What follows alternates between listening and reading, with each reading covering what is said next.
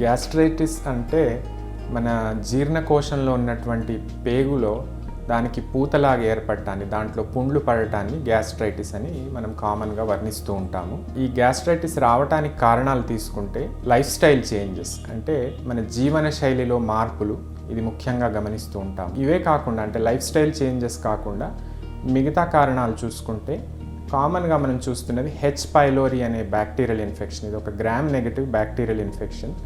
ఇది స్టమక్లో యాంట్రమ్ అనే పార్ట్ని ఇన్ఫెక్ట్ చేస్తూ ఉంటుంది. దీని వలన మనకి పేగులో పూత ఏర్పడటము, అల్సర్స్ ఫామ్ అవటము జరుగుతూ ఉంటాయి. ఇది ఎలా వస్తుందంటే, ఇది ఒకరి నుండి ఒకరికి కలుషితమైన నీరు ద్వారా వ్యాపిస్తూ ఉంటుంది. కాబట్టి మనం బయట ఆహారం తీసుకునేటప్పుడు కొంచెం జాగ్రత్త పడితే దీన్ని ప్రివెంట్ చేయడానికి అవకాశం ఉంటుంది. ఇది కాకుండా ఎన్ఎస్ఏడ్స్ లేదా పెయిన్ కిల్లర్స్ అంటారు. రెగ్యులర్గా మనము పెద్దవారిలో చూస్తూ ఉంటాము. వీళ్ళు ఎక్కువ మోతాదులో మోకాళ్ళ నొప్పులకి పెయిన్ కిల్లర్స్ వాడుతూ ఉంటారు. Non steroidal anti inflammatory drugs అంటారు.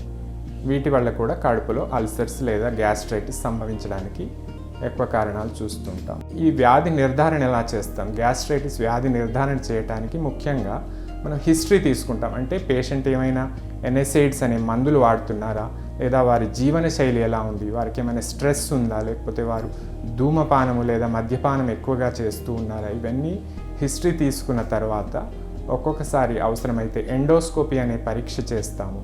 దాంట్లో మనకి అల్సర్స్ ఎంత మోతాదులో ఉన్నాయి, గ్యాస్ట్రైటిస్ ఎంత సివియర్గా ఉందని మనకి క్లియర్గా అర్థమవుతుంది. ఈ ట్రీట్మెంట్ ఎలా చేస్తామంటే, రెగ్యులర్గా మనము వారి లైఫ్ స్టైల్లో కొన్ని మార్పులు సూచించడం జరుగుతూ ఉంటుంది.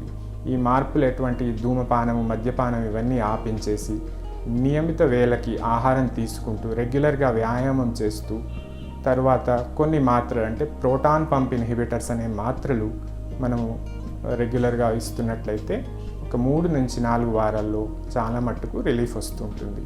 అప్పటికి రిలీఫ్ రాక ఒకవేళ బ్లీడింగ్ అల్సర్ పెద్దగా అయిపోతే రేర్ కేసెస్లో సర్జరీ అనేది రిక్వైర్మెంట్ ఉంటుంది. సో దీన్ని ప్రివెంట్ చేయడానికి, అంటే ఎటువంటి జాగ్రత్తలు మనం పాటించాలి అంటే, మనం తీసుకునే ఆహారం నియమితంగా తీసుకుంటూ ఆహారంలో ఎక్కువ మోతాదులో నూనెలు, కొవ్వులు తగ్గించుకొని తీసుకోవాల్సి ఉంటుంది.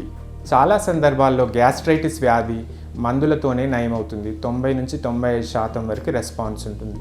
కానీ కొన్ని సందర్భాలలో మందులతో రెస్పాన్స్ లేకపోతే ఒక్కోసారి ఆ పేగు అనేది మూసుకుపోవటం వల్ల, అంటే స్టినోసిస్, డియోడినల్ స్టినోసిస్ అంటారు. ఇట్లాంటి సందర్భాల్లో ఎండోస్కోపీ ద్వారా బెలూన్ డైలటేషన్ చేయాల్సిన అవసరం ఉంటుంది. అప్పటికీ కూడా రెస్పాన్స్ రాకపోతే శస్త్రచికిత్స ద్వారా కూడా దాన్ని గ్యాస్ట్రోజెజునాస్టమీ అని, దాన్ని మూసుకుపోయిన ద్వారాన్ని క్లియర్ చేయడానికి అవకాశం ఉంటుంది.